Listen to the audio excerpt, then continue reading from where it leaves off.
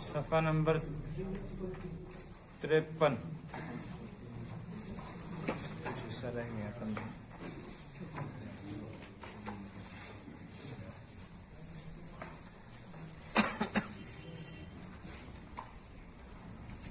اعوذ باللہ من الشیطان الرجیم. بسم اللہ الرحمن الرحیم.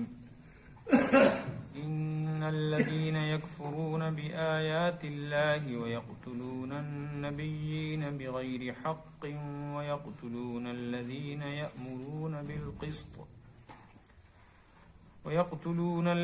يأمرون بالقسط من الناس فبشرهم بعذاب أليم. أولئك الذين حبطت أعمالهم في الدنيا والآخرة وما لهم من ناصرين. ألم تر إلى الذين أوتوا نصيبا من الكتاب يدعون إلى كتاب الله ليحكم بينهم ثم يتولى فريق منهم وهم معرضون. ذلك بأنهم قالوا لن تمسنا النار إلا أياما معدودات وغرهم في دينهم ما كانوا يفترون. فكيف إذا جمعناهم ليوم لا ريب فيه ووفيت كل نفس ما كسبت وهم لا يظلمون. قل اللهم مالك الملك تؤتي الملك من تشاء وتنزع الملك ممن تشاء وتعز من تشاء وتذل من تشاء بيدك الخير إنك على كل شيء قدير. تولج الليل في النهار وتولج النهار في الليل وتخرج الحي من الميت وتخرج الميت من الحي وترزق من تشاء بغير حساب. صدق الله العلي العظيم وصدق رسوله النبي الكريم.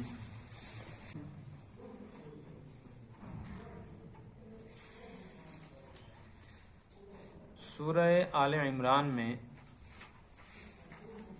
جب شروع ہوئی تھی تو ایک بات خاص طور پہ بتائی گئی تھی کہ یہ سورت اصل میں یہود و نصارہ کے بہت سارے اعتراضات اور ان کے غلط نظریات کے رد میں اور جوابات میں، اور یہ بات پہلے آ گئی ہے سورہ بقرہ میں کہ یہ دونوں یہود بھی اور نصارہ بھی دو عظیم الشان پیغمبروں کی امت ہیں، اور یہ امت اس وقت تک تھی جب تک نبی کریم صلی اللہ علیہ وسلم کی دعوت کا پیغام ان تک نہیں پہنچا تھا. اور دونوں قومیں اپنے آپ کو آسمانی مذہب کے پیروکار سمجھتی ہیں. یہودی بھی کہتے ہیں ہم اللہ کے نبی پر ایمان رکھتے ہیں اور ہمارے پاس آسمانی کتاب. عیسائیوں کا بھی یہی دعویٰ ہے. آپ صلی اللہ علیہ وسلم کی تشریف آوری، آپ کی بعثت تک ان کے یہ دعوے بالکل صحیح تھے، لیکن ان کے ہاں ایک بڑا نازک مسئلہ یہ تھا، یہودیوں میں زیادہ یہ بیماری تھی کہ انہوں نے عام یہودیوں کو اپنی مذہبی کتاب تورات سے دور رکھا تھا. اب جو چند اجارہ دار لوگ جن کا قبضہ تھا تورات پر، جس چیز کو وہ دین بنا کر پیش کرتے تھے عوام اسی کو دین سمجھتے تھے، اور وہ اس چیز کا بڑا خیال رکھا کرتے تھے وہ چند لوگ جو اس زمانے کے علماء تھے کہ اپنے مفاد کی بات کریں، اور جہاں کوئی زد پڑتی ہو وہاں تورات سے کوئی ایسی دلیل من گھڑت پیش کر دیں کہ لوگ ان کو چھوڑ دیں، باقیوں کو اگر کوئی سزا ملتی ہو ان کو کسی جرم کی سزا نہ ملے، اور یہ تورات کے نام پر خوب دنیا کما سکے. یہی حال عیسائیوں کا تھا. اب جب تورات اور انجیل کی موجودگی میں قرآن پاک آ گیا تو ان سے مطالبہ تھا قرآن پاک کو تسلیم کریں. تو یہاں ایک بات قابل غور ہے، انہوں نے انکار قرآن پاک کو تسلیم کرنے کے سلسلے میں کیا ہے اور حضور اکرم صلی اللہ علیہ وسلم کی نبوت کو ماننے سے انکار کیا ہے. بظاہر یہ اپنے مذہب کو ماننے کے سلسلے میں دعوے دار تھے کہ ہم جو اللہ کی طرف سے لایا ہوا دین حضرت موسیٰ کے ذریعے سے ہم تک پہنچا ہے، حضرت عیسیٰ کے ذریعے سے ہم تک پہنچا ہے، اسی کے پیروکار ہیں، لہٰذا ہم ایمان والے ہیں. قرآن نے آ کر مطالبہ کیا کہ اس کو مانو. جب انہوں نے انکار کر دیا تو قرآن نے ان کو کافر قرار دیا. گویا اس صورت میں حضرت موسیٰ پر ایمان رکھنا، حضرت عیسیٰ پر ایمان رکھنا، تورات اور انجیل کو ماننا، یہ اللہ کے ہاں قابل قبول چیز نہیں رہی.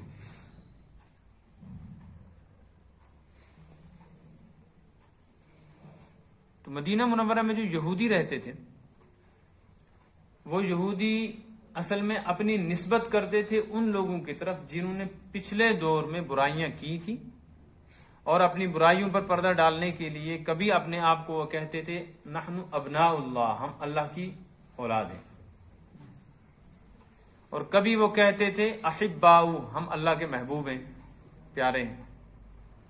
لہذا ہم اس بنیاد پر اگر مجرم ہوں گے بھی تب بھی ہمیں کوئی سزا نہیں ملے گی، اور اگر سزا مل بھی گئی تو عبور و مرور کی سزا ملے گی. عبور و مرور کا مطلب ہے کہ جہنم کے بیچ میں سے ہم کو گزارا تو جائے گا خدائی قانون اور ضابطے کے تحت، لیکن بس وہ برائے نام ہوگا، ہمیں جہنم کی آگ چھو نہیں سکے. اور اگر اس نے چھو بھی لیا، جہنم کی آگ نے ہمیں پکڑ بھی لیا، لن تمسنا النار الا ایاما معدودہ، تو وہ چند دن کا تماشا ہے، حقیقت میں وہ مستقل ٹھکانہ ہمارا نہیں.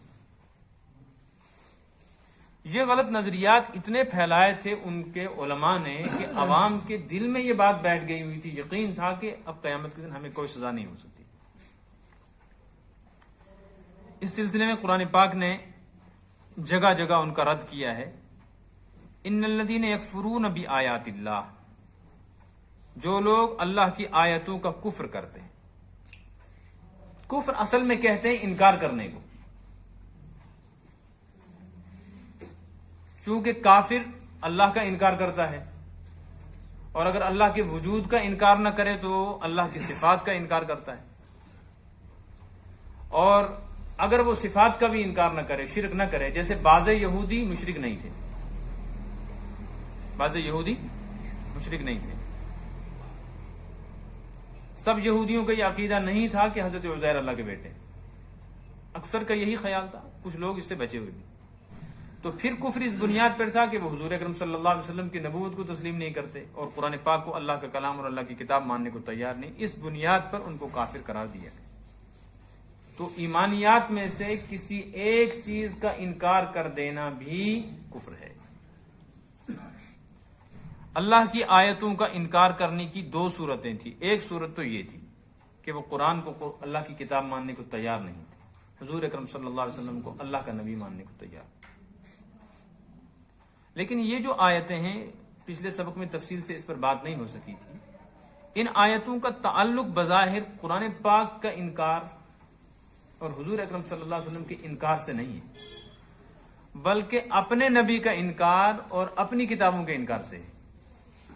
کیونکہ ان کے پیغمبروں سے ان تک یہ بات پہنچی تھی کہ نبی و آخر الزماں آئیں گے اور ان کو تم نے ماننا ہے، اور کتاب میں تورات انجیل میں حضور اکرم صلی اللہ علیہ وسلم کے متعلق تمام صفات موجود تھیں جو ان کو معلوم بھی تھی. جو صحابہ یہودیت سے مسلمان ہوئے یا عیسائیت سے اسلام میں آئے، وہ تو انہی نشانیوں کو دیکھ کر اسلام قبول کرنے کے لیے تیار ہوئے تھے جو انہوں نے اپنی کتابوں میں پڑھی تھی. جیسے حضرت سلمان فارسی رضی اللہ تعالیٰ عنہ حضور کی خدمت میں تشریف لائے تو واقعہ جو بھی ان کے ایمان کا لکھا ہے اس میں یہی ہے کہ انہوں نے حضور اکرم صلی اللہ علیہ وسلم کے سامنے صدقے کی کھجوریں پیش کی تو آپ نے وہ کھجوریں تقسیم کروا دی. دوسرے دن وہ کچھ ہدیے کی کھجوریں لے کر آئے، آپ نے وہ خود بھی استعمال فرمائی، تقسیم بھی کی. تو ان کو یقین آ گیا کہ ایک نشانی پائی گئی، اس لیے کہ انہوں نے اپنے مذہبی علماء اور اپنی کتابوں میں یہ بات دیکھی پڑھی سنی تھی کہ آخری نبی کی ایک علامت یہ ہوگی وہ صدقے کا مال خود استعمال نہیں کرے گا، ہدیے کا مال استعمال کرے گا. تو وہ اس بات کی کوشش بھی کرتے تھے کہ اگر اللہ کا نبی ہے تو ہم کسی نہ کسی طرح اس کی صداقت کی کوئی دلیل دیکھیں. اس طرح بہت سارے واقعات ہیں. چونکہ انہوں نے اللہ کے نبی کا انکار کیا، قرآن کا انکار کیا، اور ان چیزوں پر ایمان لانے کا بیان ان کی کتابوں میں موجود تھا، اس لیے حقیقت میں انہوں نے اپنی ہی کتابوں کا اور اپنے نبی کی بات کا انکار کر دیا. اور یہی انکار وہ پہلے کرتے آئے تھے. حضور صلی اللہ علیہ وسلم کے اس دنیا میں تشریف لانے سے پہلے وہ اس چیز کا انکار کرتے تھے کہ انہوں نے اسی زمانے میں کفر شروع کر دیا تھا. اور اس کی جو صورتیں بھی رہی ہوں گی، نتیجے کے طور پہ جب بھی کوئی نبی ان کے سامنے کوئی حق بات لے کر آتا تھا اور ان کو یہ لگتا تھا کہ یہ حق بات ہمارے خلاف ہے، اس سے ہم کو ظاہری اعتبار سے نقصان ہے، تو وہ انبیاء کرام علیہم الصلوۃ والسلام کو راستے سے ہٹا دیا کرتے تھے. یقتلون النبیین بغیر حق، قتل کرتے تھے وہ نبیوں کو ناحق. بغیر حق کا مطلب ہے کہ اگر کوئی آدمی کسی کو قتل کرتا ہے تو اس کے قتل کی کوئی جائز دلیل اس کے پاس ہوتی ہے، میں اس کو کیوں قتل کر رہا ہوں. یا اب اگر یہ آدمی اپنے پاس دلیل رکھتا ہے غلط، تب بھی یہ قتل کرنے کے لیے کوئی نہ کوئی بہانہ تو بتاتا ہے. کہ جیسے مثلا اسلامی نظام میں جن لوگوں کو قتل کرنے کی اجازت بلکہ حکم ہے، اس میں ایک مرتد ہے، ایک زانی ہے، وہ آدمی جو شادی شدہ ہو، بیوی موجود ہوتے ہوئے شادی شدہ ہو اور پھر بھی بدکاری کرے، اس کو قتل کیا جائے گا، سنسار کرے. اس کو رجم کہتے ہیں اور اس کو قصاص کہتے ہیں، قتل میں قتل کرنے. اور ایک ارتداد کا قتل ہے، اور ایک بغاوت کا قتل ہے کہ امیر المومنین کے خلاف کوئی آدمی بغاوت کرے، اسلامی نظام میں حکومت میں پھوٹ ڈالے. اب اگر کوئی ایسا مجرم پکڑا جائے اور اس کو قتل کر دیا جائے تو اس کے لیے دلیل موجود ہے کہ نہیں؟ موجود ہے. ایک دوسرا آدمی ہے، وہ چوری کرتا ہوا پکڑا گیا اور صاحب خانہ نے اس کو چوری کے جرم میں پکڑ کے قتل کر دیا. اس کو اگر پوچھا جائے گا تم نے ایسا جرم کیوں کیا، تو یہ کہتا ہے کہ میں نے قتل اس لیے کیا ہے، یہ آدمی میرے گھر میں چوری کرنے کے لیے آیا تھا. شریعت نے چور کو قتل کرنے کی اجازت نہیں دی. اس نے دلیل تو پیش کر دی لیکن یہ دلیل غلط ہے. پھر بھی اس کے پاس دلیل موجود ہے کہ نہیں؟ اپنے بچاؤ کے لیے کہہ سکتا ہے اس نے مجھ پر حملہ کرنے کی کوشش کی تھی، مکان کو آگ لگانے کی کوشش کی، عزت پہ حملہ کرنے کی کوشش کی، کوئی نہ کوئی سچا یا جھوٹا ثبوت. لیکن انبیاء کرام علیہم الصلوات والتسلیمات کو جن لوگوں نے شہید کیا، ان کو خود معلوم تھا کہ ہمارے پاس صحیح یا غلط کوئی دلیل ایسی نہیں ہے جس کی وجہ سے ہم کم از کم لوگوں کو ہی کہہ سکیں ہم نے کیوں قتل کیا. کہتے تھے مارنا جائز ہو یا ناجائز ہو، دلیل موجود ہو یا دلیل موجود نہ ہو، ہم نے ہر حال میں ان کو قتل کرنا ہی کرنا ہے، چونکہ اس سے ہمارے مفاد کو نقصان پہنچتا ہے. اسی کو قرآن نے فرمایا یہ ناحق قتل ہے. اس سے ایک بات اور بھی معلوم ہو گئی، وہ یہ کہ کچھ قتل ایسے ہیں جو حق پر مبنی ہیں، لہذا شریعت نے جن کو قتل کرنے کی اجازت دی ہے ان کے لیے شرعی حکم موجود ہے، دلیل موجود ہے. تو جو قصاص میں مارا جائے گا، ردت یعنی ارتداد کی صورت میں مارا جائے، یا بغاوت کے جرم میں مارا جائے، یا اسی طرح سنسار کر دیا جائے، تو یہ قتل ناحق نہیں ہے، یہ قتل برحق ہے. ان کو قتل کرنے کی شرعی اجازت ہے. دوسری بات یہ تھی ان میں برائی کہ اگر انبیاء موجود نہ ہوں لیکن سوسائٹی اور معاشرے میں امر بالمعروف اور نہی عن المنکر کرنے والے، برائیوں سے روکنے والے اور اچھائیوں کی تبلیغ کرنے والے لوگ موجود ہوں تو یہ ان کو بھی زندہ نہیں رہنے کا حق نہیں دیتے تھے، ان کو بھی قتل کر دیتے. اور یہ انہوں نے پہلے بھی کیا کہ ایک بڑی جماعت یہود و نصارہ کی ایسی تھی جو رہبان احبار تھے، علماء تھے اور عبادت گزار تھے، اور وہ چاہتے تھے کہ ہماری سوسائٹی میں سدھار آئے، لیکن مفاد پرست لوگوں نے خود مردوں نے ان کو بھی شہید کر دیا. اس میں پیچھے بات آ گئی تھی. ایک روایت موجود ہے کہ ایک ہی دن میں 43 پیغمبروں کو اور ان کے بعد ان کے حق میں اٹھنے والی آواز کی پاداش میں 170 علماء اور صلحاء کو انہوں نے قتل کیا. اور سورہ یاسین شریف کے دوسرے رکوع میں ایک واقعہ بستی کا بیان کیا گیا، وہاں ایک ہی دن میں ایک ہی بستی میں 3 نبیوں کو شہید کیا، اور ان نبیوں کی صداقت پر پھر آواز اٹھانے والے یا ان کے حق میں آواز بلند کرنے والے حبیب نجار نام کے ایک آدمی کو بھی شہید کر دیا، جس کے بارے میں قرآن کہتا ہے اس نے کہا تھا اتبعوا من لا يسألكم اجرا وهم مهتدون. نالائکو، تم ان پیغمبروں کو کس جرم میں قتل کرتے ہو؟ ان نے تم سے کیا مانگا؟ لا يسألكم اجرا، تم کو جو تبلیغ کرتے ہیں، جو دعوت دیتے ہیں، نجات کی بات بتاتے ہیں، اس پر تم سے شاباشی بھی نہیں مانگتے، تعریف بھی نہیں چاہتے، ایک وقت کا کھانا بھی نہیں مانگتے، پھر بھی تم ان کو قتل کرتے. تو کہنے لگے تم باز آؤ، اگر تم باز نہیں آؤ گے تمہارا بھی یہی حال کروں گا. تو وہ کہنے لگا ما لی لا اعبد الذی فطرنی والیہ ترجعون، میں کیوں اپنی بات سے باز آؤں؟ بھلا اگر اللہ مجھے پکڑ لے، اس نے مجھے بنایا ہے، لا تغنی عنی شفاعتہم، تو مل جل کر ساری کائنات سفارش کرے، مجھے چھوڑا نہیں سکتی، تو میں اس کو چھوڑ کر کسی دوسرے کی عبادت والی بات کیوں کہوں؟ تو اس کو بھی شہید کر دیا. تو یہ ان کا وتیرہ تھا. فبشرہم بعذاب علیم، خوشخبری دیجئے ان کو عذاب علیم کی. یہاں ایک سوال ہے، سوال یہ ہے کہ یہ جو یہود مدینہ تھے انہوں نے کسی نبی کو قتل نہیں کیا تھا، تو پھر ان کو کس چیز کی خوشخبری سزا کی سنائی جا رہی ہے؟ ان کو کس چیز کا طعنہ دیا جا رہا ہے؟ اس کا جواب یہ ہے کہ یہ اپنی ان لوگوں سے بیزاری کا اعلان نہیں کرتے تھے. یہ ہرگز یہ کہنے کو تیار نہیں تھے کہ ہمارے آباء و اجداد سے غلطیاں ہوئی ہیں. اگر یہ اتنا کہہ دیتے تو پھر قرآن یہ انداز اختیار نہ کرتا. اس سے ایک بات معلوم ہوئی کہ غلط آدمیوں کا ساتھ دینے والے، ان کی حمایت کرنے والے اور غلط نظریات عقائد پھیلانے والے اور برائیاں پھیلانے والے لوگ جو ہیں وہ تو مجرم ہیں. جو ان کا ساتھ دیتے ہیں یا ان کو روکتے نہیں اور خاموشی اختیار کر لیتے ہیں وہ بھی انہی کے ساتھ ہیں اور قیامت میں انہی کے ساتھ اٹھائے جائیں گے. یہ انداز اور اسلوب قرآن پاک میں کئی جگہ آیا. فبشرہم، بشر بشارت سے بنا، اس کا مطلب ہے خوشخبری. تو عذاب علیم کا مطلب ہے دردناک عذاب، خطرناک عذاب، مہلک عذاب. تو مہلک عذاب کی خوشخبری کیسے ہوتی ہے؟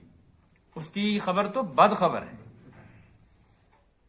اس کا جواب ہے یہ ایسے ہی ہے جیسے کوئی آدمی محنت نہ کرے، کوئی بچہ محنت نہ کرے اور وہ فیل ہو جائے، تو اس کو تھپڑ دو چار مار کے باپ کہتا ہے لے یہ ہے انعام، تیرے رزلٹ کا انعام یہ ہے. اسی طریقے سے جو مشرکین مکہ، یہود و نصارہ یا منافقین اسلام کے راستے میں رکاوٹ بنتے رہے، ان کو جہاں سزائیں سنائی جاتی ہیں نا، وہ اس بنیاد پر اس کو بشارت کہا جاتا ہے کہ یہ حقیقت میں خوشخبری نہیں ہے، بد خبر ہے. لیکن چونکہ بڑے ذوق و شوق سے یہ حرکتیں کر رہے ہیں برائی کی، اور اسی حرکت پر ان کو سزا ملنے والی ہے، تو جس چیز کو چاہت سے کر رہے ہیں نا، مزے کے لیے کر رہے ہیں، اس چیز پر جو نتیجہ آنے والا ہے اس کے لیے بھی ان کو خوش رہنا چاہیے. یہ قسم کا طعنہ ہے. عذاب علیم، دردناک عذاب. آخرت کا اور دنیا کا ہر عذاب دردناک ہے، لیکن وہ عذاب ایسا ہے کہ اس سے عذاب کو خود تکلیف محسوس ہو رہی ہے. جیسے حدیث میں آیا ہے کہ جہنم میں ایک جگہ ہے، ایک وادی ہے، وہ اتنی خطرناک وادی ہے کہ جب قیامت کے دن اللہ تعالیٰ جہنمیوں کو جہنم میں ڈال کے اس کا ڈھکن کھولیں گے، اس میں سے جو آگ نکلے گی تو جہنم کی آگ بھی اس کی وجہ سے چلائے گی. اور جہنم کی آگ کے بارے میں روایات میں یہ آیا ہے کہ جہنم کی آگ اتنی خطرناک ہے کہ اگر کسی جہنمی کو جہنم کی آگ میں سے نکال کر دنیا کے الاؤ میں جلتی ہوئی آگ میں ڈال دیا جائے، اسے اس آگ کے مقابلے میں دنیا کی آگ میں ایسا آرام آئے گا کہ نیند آ جائے گی. اب کیسی آگ ہوگی؟ اسی لیے اس کو کہا گیا عذاب علیم. تو جہنم کے اندر جو عذاب ہے نا، اس عذاب سے جہنم خود تکلیف محسوس کرتی ہے. اسی لیے روایت میں آیا ہے کہ جہنم کو اللہ پاک نے جلایا اور ٹھنڈی جہنم کو اللہ پاک نے ٹھنڈا کیا. جہنم کے دو حصے ہیں، ایک ٹھنڈا ہے ایک گرم. تو جب خوب جلایا، جہنم جل گئی، تو جہنم نے خود اپنی جلن کو محسوس کیا. تو اللہ پاک سے اس نے گزارش کی کہ پروردگار، میں اپنے اس آگ کی تپش کی وجہ سے خود جل رہی ہوں، مجھے ایک سانس لینے کی اجازت دی جائے کہ میں اپنی گرمی تھوڑی سی باہر نکالوں. تو اللہ پاک نے اسے صرف ایک سانس لینے کی اجازت دی. اب جو ٹھنڈی جہنم تھی اس کو اتنا ٹھنڈا کیا گیا کہ اس کی ٹھنڈک سے خود جہنم کو تکلیف ہونے لگی. تو اس نے کہا پروردگار مجھے ایک سانس لینے دے تاکہ اندر کی سردی تھوڑی سی باہر نکالوں، اس سے مجھے تکلیف ہوئی. تو اللہ پاک نے اس حصے کو بھی ایک سانس لینے کی اجازت دی. روایات میں آتا ہے کہ قیامت تک روئے زمین پر جو گرمی اور سردی کا بار بار موسم آتا ہے، یہ اس ایک سانس کا اثر ہے. یہاں جو گرمی ہوتی ہے نا، ہر 6 مہینے گرمی اور 6 مہینے تو سردیاں ہیں، یہ اس سردی کو تقسیم کر دیا گیا ہے قیامت تک کے لیے اس پر. اگر وہ ایک سانس ایک ساتھ کسی موسم میں آ جائے تو پھر تو کچھ بھی باقی نہ رہے. اس لیے جہنم کے عذاب کو قرآن پاک عذاب علیم کہتا ہے، دردناک عذاب، کہ وہ تو ایسا عذاب ہے، اس عذاب کو عذاب ہو رہا ہے. تو جس کو ڈالا جائے گا اس کا کیا حال ہے. اولئک الذین حبطت اعمالهم فی الدنیا والآخرہ وما لهم من ناصرین، یہ وہ لوگ ہیں کہ ان کے اعمال دنیا آخرت میں برباد ہیں، دنیا میں ان کے اعمال برباد، آخرت میں ان کے اعمال برباد۔ حبطت حبط سے بنائے، حبط کے معنی ہے ضائع ہو جانا، ضائع ہونے کی دو صورتیں، ایک صورت یہ ہے کہ عمل ہی نہ لکھا جائے، محنت کی جائے، حاضری دے مزدور لیکن اس کی حاضری درج نہ، دوسری صورت یہ ہے کہ محنت کرے، اس کی حاضری درج ہو لیکن اس کو جس وقت اجرت ملنی چاہیے اس وقت انکار کر دیا جائے کہ اجرت نہیں ملے گی۔ یہ دو صورتیں سمجھ میں آ رہی ہے بات؟ اب یہاں ایک مسئلہ سمجھیں، عقیدے سے تعلق ہے اس مسئلے کا۔ اگر کوئی کافر نیکی کرتا ہے، اصلی کافر، اس کی نیکی لکھی جاتی، نیکی، اور اس کو دنیا میں اس نیکی کا فائدہ ملے گا، مثلا سخاوت کی، ہمدردی کی لوگوں کے ساتھ، سچ بولا تو سچ کے جو فوائد ہیں وہ اس کو ملے گا، اس کی نیکی درج ہو گئی، کچھ نہ کچھ فائدہ۔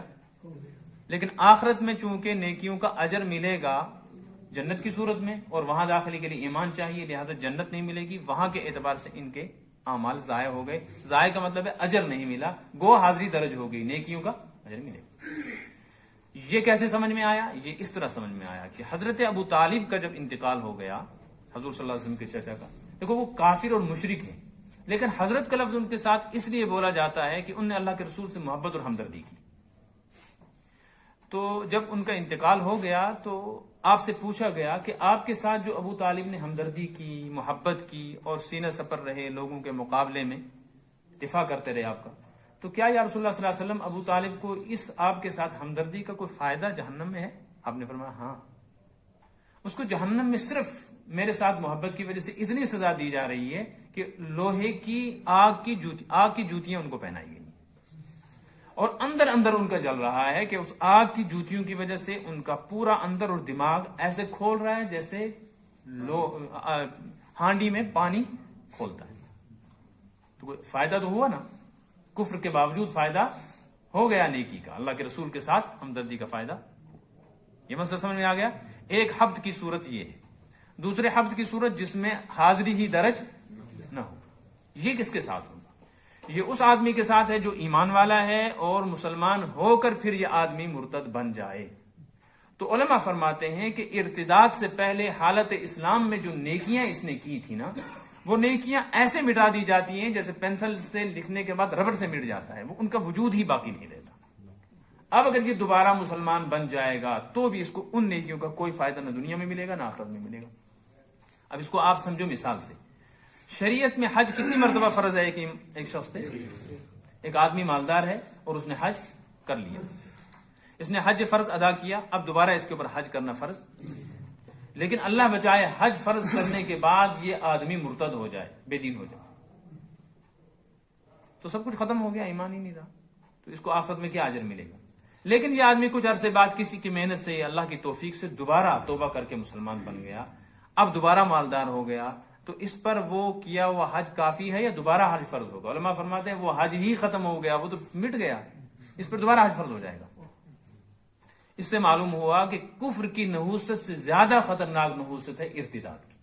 یہی وجہ ہے کہ کافر کو کفر کی بنیاد پر قتل کرنے کی اجازت نہیں ہے، اور مرتد کو زندہ رکھنے کی اجازت نہیں ہے، اس کو صرف 3 دن کا موقع دیا جائے گا مرتد کو، کہ 3 دن کے اندر اندر تم اپنے وہ شکوک و شبہات اور اعتراضات جن کی وجہ سے تم اسلام کو چھوڑ رہے بیان کرو، تاکہ تسلی ہو جائے تمہاری، اس کا جواب دیں علماء اہل اسلام، اور اگر اس کے بعد باز نہ آئے تو 3 دن کے بعد کو قتل کر دیا جائے۔ یہ حبط عمل کا مسئلہ ہے، یہ شرک کے ساتھ ہے۔ قرآن پاک میں اس کو اتنا نازک معاملہ ہے کہ حضور اکرم صلی اللہ علیہ وسلم سے بیان کیا گیا، لئن اشرکت لیحبطن عملک، اگر آپ اے نبی صلی اللہ علیہ وسلم ایسا کوئی عمل کریں جو شرک ہے، لیحبطن عملک، تو آپ کے عمل بھی حبط ہو جائیں گے۔ آپ کے حبط عمل کا مطلب یہ ہے العیاذ باللہ، العیاذ باللہ، یہ حضرت نوح سے بھی فرمایا گیا ہے، 12ویں پارے میں آ رہا ہے، وہاں اس کی تفسیر اگر زندہ رہے تو تب بیان کریں گے۔ یہ فرمایا گیا کہ آپ کے اعمال ضائع ہو جائیں گے، اس کا مطلب یہ ہے کہ نبوت اور رسالت کی فہرست میں جو نام لکھے گئے ہیں نا، آپ کا نام اسے نکال دیا جائے گا، العیاذ باللہ۔ اور یہ ممکن نہیں ہے کہ آپ شرک کریں، لہذا نبوت اور رسالت کی فہرست میں سے آپ کا نام کوئی نکال سکتا بھی، اس سے معلوم ہو کہ حبط عمل کتنی خطرناک چیز ہے. وما لهم من ناصرین، اور ایسے لوگوں کا کوئی مددگار دنیا میں بھی نہیں آخرت میں. اب ایک سوال اور رہ گیا یہاں. قرآن کہتا ہے دنیا میں بھی اور آخرت میں بھی اعمال حبط ہوں گے. آخرت میں اعمال حبط ہونے کا مطلب تو سمجھ میں آ گیا. دنیا میں حبط عمل کا کیا مطلب ہے؟ دنیا میں حبط عمل کا مطلب یہ ہے کہ ایمان کی برکت سے دنیا کے اندر ایمان والے کو جو اس کا دنیاوی ہدف ہے نا، اگر وہ حاصل نہیں ہوتا تو ایک تسلی رہتی ہے کہ آخرت میں ملے گا. مثلا دعا کرتا رہا اور دعا بظاہر جو مانگا تھا وہ نہیں ملا، تو پھر ایک تسلی ہے کہ آخرت کے لیے محفوظ ہو. اس نے ارادہ کیا تھا کروڑ پتی بننے کا، محنت کی، تجارت کی، سب کچھ لگایا، پھر نہیں بن سکا، تب بھی ایک تسلی ہے کہ آخرت میں مل جائے گی. کافر کا یہ حال ہے کہ اگر اس کو دنیا کی یہ چیزیں مل بھی جاتی ہیں تو چونکہ آخرت پر اس کی نظر ہی نہیں ہے نا، تو وہ اس سے آگے کا سوچتا ہے، اور سارا وہ جو چاہتا ہے مل سکتا نہیں، تو کوشش کے باوجود وہ دنیا کے اندر اپنی نیت کے اور چاہت کے اعتبار سے ناکام رہتا ہے، اس لیے کہ جو اس کا ٹارگیٹ ہے، ہدف ہے، وہ تو نہیں مل سکتا نا. انسان کی چاہتیں تو بے شمار ہیں.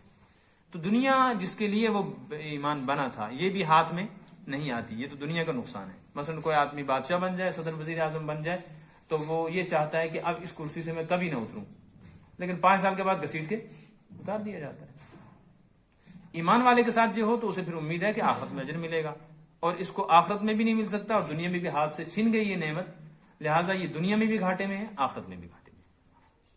اسی ریلیٹڈ ہے نا وہ من ترک صلاۃ متعمدا فقد حبط عمله، وہ سمجھائیے تھوڑا. ہاں وہ اب پہلے سبق پڑھ لیتا ہوں، پھر اس کے بعد جہاں سوال جواب ہوگا وہاں آپ ذہن میں رکھیں، وہاں ورنہ سبق رہ جائے گا. الم تر الی الذین اوتوا نصیبا من الکتاب. اے نبی صلی اللہ علیہ وسلم، کیا آپ نے دیکھا نہیں ان لوگوں کو جن کو اوتوا نصیبا من الکتاب، جن کو کتاب کا حصہ دیا گیا. آپ نے دیکھا نہیں، میں نے اس پر پہلے بھی بات کہی گئی ہے کہ الم ترا کا اصل مطلب ہے کیا آپ نے دیکھا نہیں. مطلب اس کا یہ ہوتا ہے کیا آپ کو معلوم نہیں، اس لیے کہ دیکھ کر آدمی کو کوئی چیز معلوم ہی ہوتی ہے نا، تو مطلب ہے کیا آپ کو معلوم نہیں. اس سوال کے 2 معنی. ایک ہے یہ سوال استفہام انکاری کہ کیا آپ کو معلوم نہیں، جواب میں یہ آنا چاہیے کہ ہاں معلوم ہے. تو اللہ کے رسول کو کیا معلوم تھا پیچھے کیا ہو چکا؟ قرآن کے ذریعے سے معلوم ہوا، حدیث کے ذریعے سے ہمیں معلوم ہوا. اللہ کے فرشتوں نے قرآن لایا اور پچھلی تمام امتوں کے اچھے برے لوگوں کے حالات بیان کر دیے گئے. کیا آپ کو خبر نہیں ہے کہ جن لوگوں کو اللہ نے کتاب دی تھی، کتاب دی گئی جن کو، کتاب کا ایک نصیب حصہ، نصیب کہتے ہیں ایک بڑے حصے کو، سواد سے نصیب کا مطلب بڑا حصہ. یدعون الی کتاب اللہ، اور ان کو اللہ کی کتاب کی طرف بلایا جاتا ہے، لیحکم بینہم، تاکہ کتاب ان کے درمیان فیصلہ کرے. ثم یتولی فریق منہم وہم معرضون، پھر منہ موڑ کے ایک فریق پیٹ پھر کے چلا جاتا ہے. اس کا شان نزول ہے. شان نزول یہ ہے کہ حضور اکرم صلی اللہ علیہ وسلم تشریف لے گئے ایک مرتبہ مدینہ منورہ میں، اس بستی میں جہاں یہودی بیٹھ کر درس و تدریس، واعظ و تبلیغ کیا کرتے تھے. تو آپ صلی اللہ علیہ وسلم وہاں پہنچے. انہوں نے حضور اکرم صلی اللہ علیہ وسلم پر اعتراض کیا کہ آپ کیسے نبی ہیں، آپ کے نبی ہونے کی کیا دلیل ہے. لمبا واقعہ ہے. آپ نے بتایا تو کہنے لگے ہم تو اس کو مانتے نہیں. آپ نے فرمایا ٹھیک ہے، ایسے نہیں مانتے، اپنی کتاب کو تو مانتے ہو نا، تورات کو مانتے ہو، حضرت موسیٰ کو مانتے ہو. کہنے لگے ہاں. کہنے لگے ٹھیک ہے، فیصلہ تمہاری کتاب کرے گی، تم اپنی کتاب لے آؤ، اسے کھول کے دیکھو. وہی بیان کیا گیا یدعون الی کتاب اللہ، اللہ کی کتاب کی طرف ان کو دعوت دی جاتی ہے، آؤ تم اپنی کتاب کھولو، لیحکم بینہم، تاکہ یہی کتاب فیصلہ کرے میں نبی ہوں. ایک مطلب اس کا یہ. جب حضور نے ان سے یہ فرمایا، وہ کہنے لگے نہیں ہم اپنی کتاب نہیں لائیں گے. ان کو معلوم تھا نا اس میں کیا ہے. تو جب انکار کیا، دلیل مانگی. جب دلیل آپ نے پیش کی کہ جب میری دلیل نہیں تو اپنی کتاب لاؤ، اس سے میں دلیل دیتا ہوں، تو پھر کہنے لگے ہم تو نہیں لاتے، ہم کیوں لائیں؟ آپ کو اپنی نبوت کی دلیل دینی، آپ خود دیں، وہ دیں جو ہم قبول کریں، اور جو آپ دیتے ہیں اس کو وہ تسلیم کرنے کو تیار نہیں. جب یہ بات آ گئی کہ اپنی کتاب لاؤ تو یتولی فریق منہم، اٹھ کے بھاگ گئے. کہنے لگے نہیں یہ نہیں کرتے. وہم معرضون، یہ ان کا ایک قسم کا اعراض تھا، گویا یہ جان بوجھ کے ایسا کر رہے تھے. یہاں ایک نقطہ ہے، وہ یہ ہے کہ جس وقت حضور اکرم صلی اللہ علیہ وسلم وہاں تشریف لے گئے تھے، کتاب کون کس سے منگوا رہے تھے؟ یہودیوں کی جو کتاب تھی وہ کس زبان میں تھی؟ عبرانی میں. اور حضور صلی اللہ علیہ وسلم کسی کے پاس پڑھے لکھے تھے نہیں، تو آپ کے ساتھ ان کا جو مقابلہ ہوتا، کتاب کون پڑھتا؟ وہ پڑھتے تو وہ تو غلط بیانی بھی کر سکتے تھے نا. سمجھ میں آ رہی ہے نا بات؟ تو پھر کتاب لانے کا فائدہ کیا تھا؟ اگر ان کو معلوم تھا کہ یہ نبی امی اس کو پڑھنا نہیں آتا، تو جیسے وہ اپنے لوگوں کو گمراہ کرتے تھے، دھوکہ دیتے تھے، وہ یہ چاہتے تھے نا کہ حضور کو بھی ہم دھوکہ دیتے ہیں، ہم لا کر عبارت کچھ ہوگی، پڑھیں گے کچھ، مطلب کچھ بیان کریں گے. پھر کتاب کیوں نہیں لائے؟ اس سے ایک بات معلوم ہوگی کہ یہودیوں کو یقین تھا کہ اگرچہ ان کو عبرانی پڑھنی نہیں آتی، لیکن جیسے ہی ہم غلط بیانی کریں گے فرشتہ فوراً بتا دے گا. یہ یقین تھا ان کو، تو ہمارا جھوٹ چلنے والا. ایک بات یہ ہے، اور ایک بات اور ہے، یہ بات میرے ذہن میں آئی، میں نے پڑھی نہیں کہیں. ایک بات اور میرے ذہن میں آ رہی ہے. قرآن یہ جو کہہ رہا ہے، حضور نے یہ جو فرمایا ہے، یہ ایک اور دلیل ہے اس بات کی. یہ جو کہا جاتا ہے نا کہ نبی پڑھا لکھا نہیں تھا، اس نظریے کا رد ہے. نبی پڑھا لکھا نہیں تھا یہ کہنا ہی ناجائز ہے. حضور پڑھنا بھی جانتے تھے، حضور لکھنا بھی جانتے تھے. اسی لیے حضور نے فرمایا لاؤ کتاب. جب وہ کتاب لاتے تو پڑھتا کون؟ حضور پڑھ کے دکھاتے کہ ایسا ہے. ایسا ہی ہوا صلح حدیبیہ کے موقع پہ، جب حضرت علی نے لکھا یہ عہد نامہ ہے، صلح نامہ محمد الرسول اللہ کی طرف سے قریش مکہ کے ساتھ، تو وہ کہنے لگے ہمارا تو آپ سے اختلاف ہی یہی ہے کہ ہم آپ کو اللہ کا رسول نہیں مانتے، محمد تو مانتے، رسول اللہ کاٹو. تو حضرت علی سے فرمایا حضور نے کہ کاٹو. حضرت علی نے کہا یا رسول اللہ میں کیسے کاٹوں آپ کے نام سے رسول اللہ؟ میں تو نہیں کاٹوں گا، نالاکیوں کی وجہ سے میں آپ کے نام سے رسول اللہ کاٹوں. حضور نے فرمایا قلم مجھے دو. حضور نے قلم لیا اور رسول اللہ کے لفظ پہ لکیر کر دی. اس سے معلوم ہے آپ کو پڑھنا بھی آتا تھا. لیکن امی جو کہا جاتا ہے اس کے دو معنی ہیں. ایک معنی یہ ہے کہ آپ لکھتے پڑھتے نہیں ہیں، یعنی آپ کا یہ مشغلہ نہیں ہے، آپ کو لکھنے پڑھنے کی ضرورت ہی پیش نہیں آتی، اس لیے کہ کتاب آپ کے اوپر القاء کی جاتی ہے، لکھی ہوئی. اور جب لکھنے کی ضرورت پڑتی ہے تو صحابہ خادم خدمت گزار ہیں، آپ کسی سے بھی فرماتے ہیں وہ لکھ دیتا ہے. ایک بات سمجھ میں آئی نا؟ دوسرا امی کا مطلب یہ ہے کہ آپ نے کسی سے لکھنا پڑھنا نہیں سیکھا. مادر ذات پیدائشی کسی انسان میں جو کمالات ہوتے ہیں آپ میں یہ کمالات تھے کہ آپ لکھنا بھی جانتے تھے، پڑھنا بھی جانتے تھے. جیسے آپ پہلوانی کرنے نہیں آئے تھے لیکن حضرت رکانہ سے آپ نے کشتی بھی کی. یہ ہمارے نبی کی صداقت کی دلیلیں. ذالک بانہم قالوا لن تمسنا النار الا ایاما معدودات. یہ سب کچھ اس لیے ہے، یہ جو اعتراض کرتے ہیں پھر اعراض کرتے ہیں اور سامنے نہیں آتے، اس وجہ سے ہے کہ اسی آیت کے آخر میں آپ دیکھیں ما کانوا یفترون، ان نے کچھ باتیں یہودیوں نے گھڑ رکھی، غلط نظریات ان نے گھڑے ہوئے ہیں، خود بھی اسی پر جمے ہیں، لوگوں کو بھی بہکاتے ہیں. وہ یہ ہے کہتے ہیں لن تمسنا النار الا ایاما معدودات، اگر آپ نبی ہیں تب بھی ہم آپ کو نہیں مانتے، نعوذ باللہ. قرآن کو اللہ کی کتاب نہیں مانتے، پھر کیا ہوگا؟ زیادہ سے زیادہ جہنم میں جانا پڑے گا. تو پھر جہنم میں جانے سے کیا ہوگا؟ لن تمسنا النار، ہرگز ہم کو جہنم چھو نہیں سکتی. لن کا مطلب ہے ہرگز ایسا نہیں ہو سکتا کہ جہنم کی آگ ہمیں چھوئے. پھر کیا ہوگا کہ بس اندر سے گزریں گے ہم، اور جس وقت ہم گزریں گے نا تو اس کو ٹھنڈا کر دیا جائے گا ہمارے لیے. الا ایاما معدودات، اور اگر رہے بھی تو کچھ دنوں کے لیے. کیسے نالائق تھے کہ کچھ دنوں کے لیے رہنے کو تیار تھے. اس سے پتہ چلتا ہے جب آدمی ہٹ درمی پر اور ضد پہ آتا ہے وہ کتنے بڑے خسارے اور گھاٹے کو قبول کر لیتا ہے. وغرہم فی دینہم ما کانوا یفترون، ان کی من گھڑت باتوں نے دین کے بارے میں ان کو دھوکہ دے دیا، ان کے دین کے بارے میں کہ ہمارا دین ہی صحیح ہے. یہ من گھڑت باتیں ہیں نا ان کی، یہی ان نے پھیلائی. آگ نہیں چھوئے گی، اللہ کے پیارے ہیں، اللہ کی اولاد میں ہیں، یعقوب علیہ الصلوۃ والسلام کی نسل میں ہیں، سب مسئلہ حل ہو جائے گا. قرآن نے رد کر دیا ایسا نہیں ہوگا. نہ اللہ کے پیارے ہونے کی وجہ سے بچیں گے اور نہ کسی پیغمبر کی اولاد میں ہونے کی وجہ سے بچیں گے. وہاں تو بچاؤ ہوگا صرف ایمان کی بنیاد پر، اعمال کی بنیاد. اب اللہ پاک وہ منظر بیان کر رہے ہیں، فکیفا، کیا صورت حال ہوگی یہ نبی آپ کو معلوم، اذا جمعناہم، جب ہم ان کو جمع کریں گے. کن کو؟ یہودیوں کو، عیسائیوں کو، کافروں کو، مشرکوں کو. لیوم لا ریب فیہ، یہ کب کریں گے؟ اس دن جس دن کے آنے میں کوئی شک نہیں ہے. اس سے مراد ہے قیامت کا دن. وَوُفِّيَتْ كُلُّ نَفْسٍ مَّا كَسَبَتْ وَهُمْ لَا يُظْلَمُونَ، اس دن ہر کسی کو اس کے بد عمل کا بدلہ پورا پورا مل جائے گا. وَهُمْ لَا يُظْلَمُونَ، اور کمی نہیں ہوگی. یہاں لا یظلمون کے دو معنی ہیں. ایک مطلب یہ ہے کہ ظلم نہیں ہوگا، زیادتی نہیں ہوگی. ایک مطلب ہے کمی نہیں ہوگی. ظلم اصل میں دو چیزوں کو کہتے ہیں. حق والے کو حق نہ دینا، اس کی دو صورتیں ہیں. یا تو اس پر زیادتی کرنا یا اس سے کچھ چھین لینا، اسی کو ظلم کہتے ہیں. تو لا یظلمون کے دو معنی. ایک مطلب یہ ہے کہ جتنا ان نے جرم کیا ہوگا اس سے زیادہ سزا نہیں دیں گے، اور جہنم میں جو سزا ہوگی وہ ان کے جرم کے بالکل برابر ہوگی. یہ ایک اعتراض کا جواب ہے. یہ میرے ذہن میں ایک بات آ رہی ہے. اعتراض یہ ہے، عقل کہتی ہے انسان کی کہ دنیا کا قانون یہ ہے کہ اگر کوئی بڑے سے بڑا مجرم بھی جیل میں چلا جاتا ہے تو اس کی ایک حد اور لمٹ ہے. 12 سال، 15 سال، 20 سال، سزائے عمر 14 سال ہے. اب اس کو ختم کر دیا حکومت نے. اب تو کوئی عدالتوں کا نظام ایسا ہے. تب بھی ایک اور بات سمجھ میں آتی ہے، عمر سزا کا مطلب ہے جب تک یہ زندہ ہے. اس کے بعد پھر تو اس کو چھٹی مل جائے گی نا، پھر تو جیل میں نہیں رہے گا. بات سمجھ میں آ رہی ہے نا. جرم اس نے کتنی دیر کیا؟ 1 گھنٹے میں، 2 گھنٹے میں، 1 رات میں، 2 رات میں. اور سزا کتنی مل گئی؟ 10 سال، 20 سال، 30 سال. بہرحال یہ بری ہو گئے. اور ساری زندگی جب عمر قید کے مجرم کو عدالت بری نہیں کرتی اور وہ جیل میں رہتا ہے تو حکومتیں آواز اٹھاتی ہیں. آواز اٹھائی جاتی ہے کہ عمر سزا کا مطلب ہے 14 سال، 21 سال، 18 سال. اس کو تو 30 سال ہو گئے، اس کو کیوں بری نہیں کیا جاتا؟ اس پر حکومتیں آواز اٹھاتی ہیں.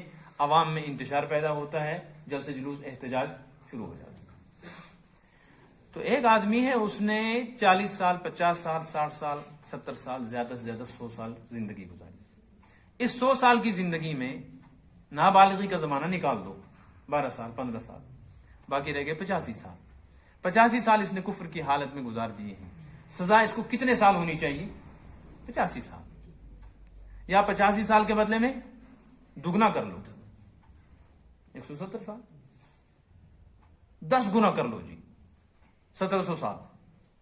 لیکن یہ عقل میں نہیں آتی ہے بات کہ ایک آدمی کفر کرتا ہے 70 سال، 40 سال، اور وہ ابد الآباد کے لیے جہنم میں چلا گیا اور اس کو وہاں کوئی چھٹی نہیں مل رہی ہے. ایسی جگہ پھنسا ہے جا کر کہ جہاں اس کی سزا کبھی ختم نہیں ہوگی. وہ وقت ہی کبھی نہیں آئے گا جب اس کی سزا ختم ہو. تو بظاہر سزا جرم سے زیادہ ہوئی کہ نہیں ہوئی؟ یہ کہ اعتراض ہے نا. اس کا جواب دیا وہم لا یظلمون کہ نہیں، یہ تم کو نظر آ رہا ہے. جرم کی نوعیت الگ ہوتی ہے. قتل کرنے میں کتنا وقت لگتا ہے؟ 1 منٹ. اور سزا کیا ملتی ہے؟ قتل کے بدلے میں قتل. اور بدکاری اور زنا کرنے میں 5-10 منٹ. اور شراب پینے میں، اس سے نشے کی حالت میں آدھا دن. لیکن اس کی اتنی خطرناک سزا نہیں ہے شراب پینے کی. تو یہ دنیا کا قانون بھی ہے کہ بعض جرائم اتنے خطرناک ہوتے ہیں کہ وہ جرم کرنے میں تو 2 منٹ لگتے ہیں، لیکن سزا اس کی موت ہے. تو اللہ کے ساتھ بغاوت کرنا یہ اتنا بڑا جرم ہے کہ ہمیشہ اس آدمی کو اب اگر جہنم میں رہنا پڑ رہا ہے اور جہنم کی طرح طرح کی عذاب سزاؤں کا سامنا کرنا پڑ رہا ہے، تو بالکل یہ ساری سزا اس کے جرم کے مطابق ہے، اس سے زیادہ. اس سے معلوم ہوا کفر کتنی خطرناک چیز ہے اور کتنا بڑا جرم.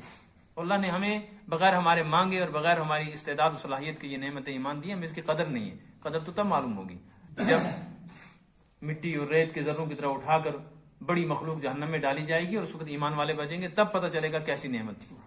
اور یہ تو اللہ نے بغیر مانگی دی، اس پر اللہ کا شکر کرنا چاہیے.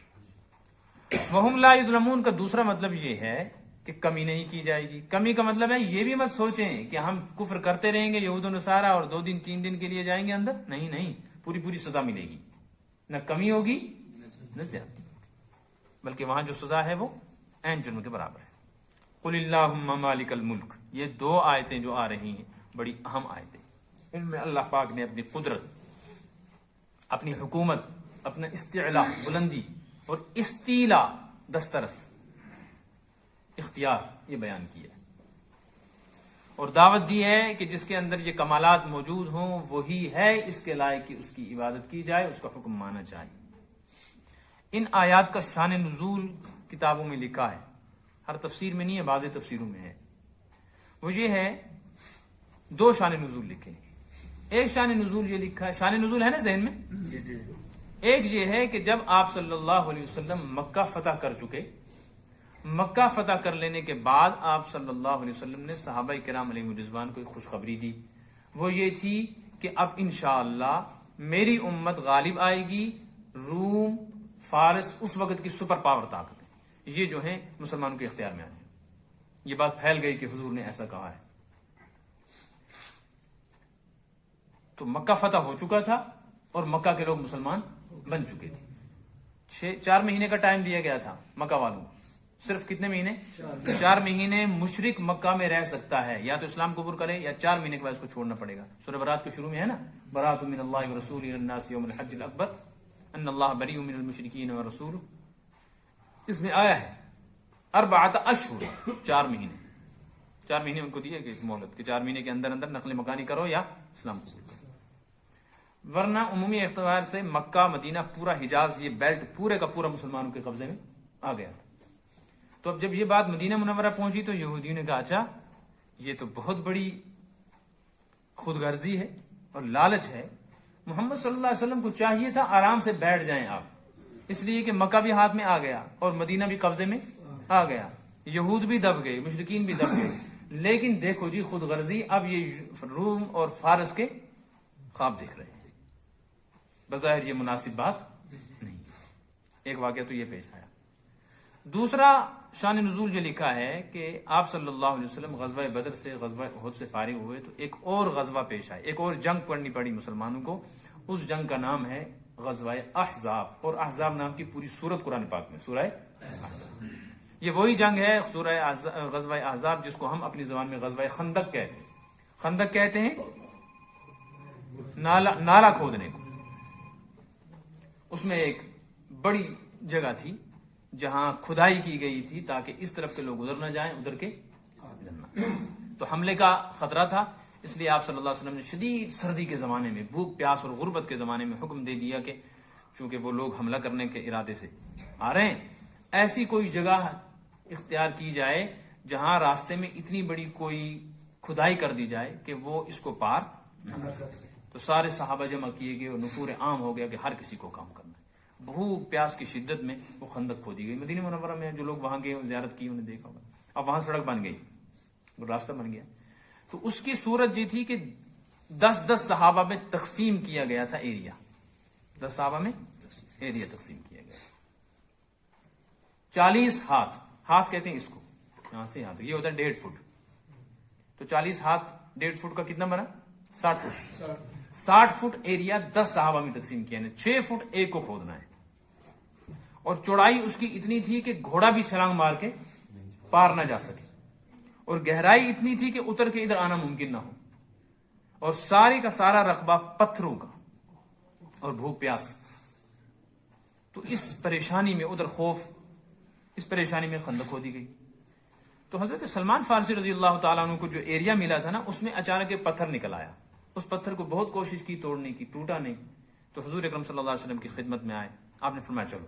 آپ خود گئے، آپ نے کدال اٹھائی، اٹھا کر ایک ماری نا تو اس میں شگاف بھی پڑا، ٹکڑے بھی ہوئے اس کے، اس میں سے ایک چنگاری اٹھی.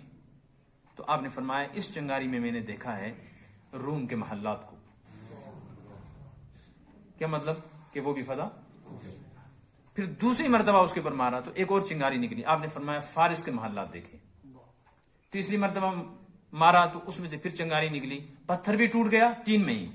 پیغمبر کی جسمانی طاقت کیسی، اندازہ لگاؤ کہ 10 صحابہ سے جو پتھر نہیں ٹوٹ سکا تھا محنت کے باوجود، حضور صلی اللہ علیہ وسلم کے 3 مرتبہ کدال مارنے سے وہ پتھر ٹکڑے ٹکڑے ہو گیا. یہ روحانی طاقت تھی. اور آپ نے 3 یمن کا، صنعاء یمن کا جو دارالحکومت ہے آج، اس کے بارے میں فرمایا. اصل میں یہ بات ذہن میں رکھنی چاہیے، جیسے آج امریکہ، برطانیہ اور روس یا چائنا، یہ بڑے بڑے ملک ہیں نا جن کا اقتدار ہے.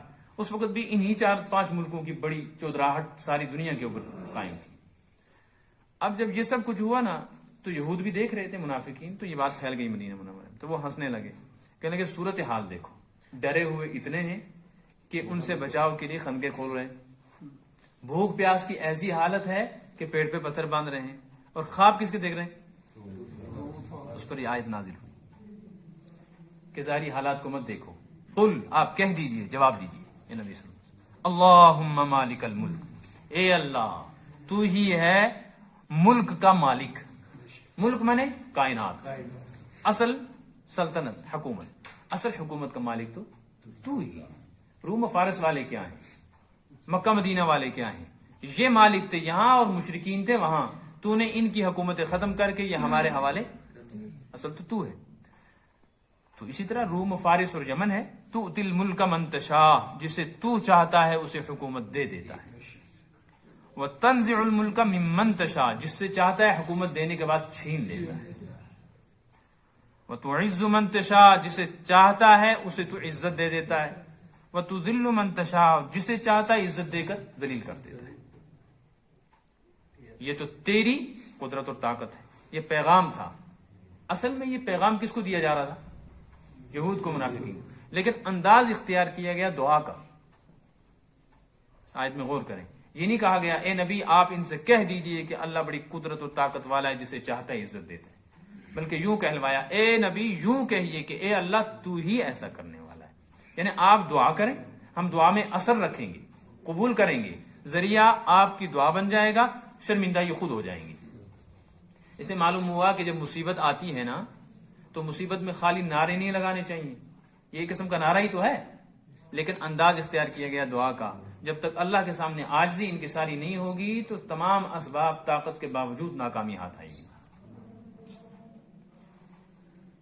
عزت و ذلت، نفع نقصان، حکومت کا دینا لینا، یہ سب کس کے اختیار میں؟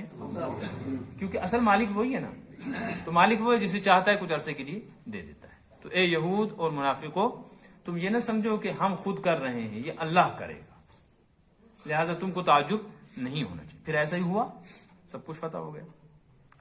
پھر فرمایا بیدک الخیر، آپ کے ہاتھ میں ہے بھلائی، خیر کا مقابلہ کیا ہے؟ شر۔ اس آیت میں شروع سے آپ دیکھو، تعز من تشاء، عزت دیتا ہے، عزت کا مقابلہ کیا ہے؟ ذلت، ذلت کا ذکر آیا۔